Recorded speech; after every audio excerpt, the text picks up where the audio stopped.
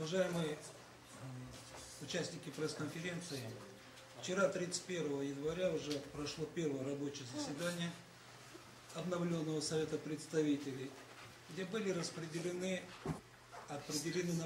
основные направления деятельности Совета и определены, какие члены Совета какими направлениями будут заниматься.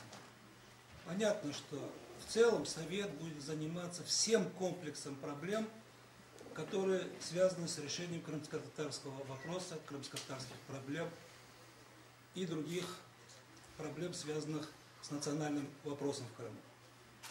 В частности, на совещании 30 числа одно из первых заданий, которое правительство Крыма поставило перед Советом, как вот об этом сказал Леонид Романович Безозеев, это действительно с помощью Совета, с помощью крымско-татарской общественности в ближайшее время оптимизировать и решить наболевшую проблему земельных наделов и тех акций протеста, которые захлестнули Крым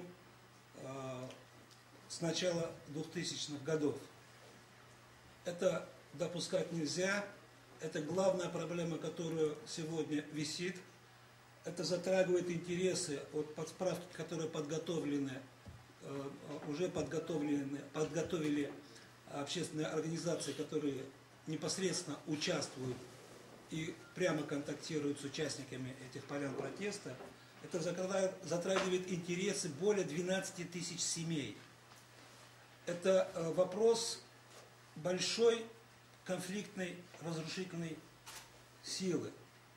И если нам совместными усилиями Совета представителей, властей крымских и непосредственных участников удастся оптимизировать и решить в кратчайшие сроки этот вопрос, это будет начало той большой созидательной работы, на которую настроен и весь Совет, и нынешние крымские и украинские власти.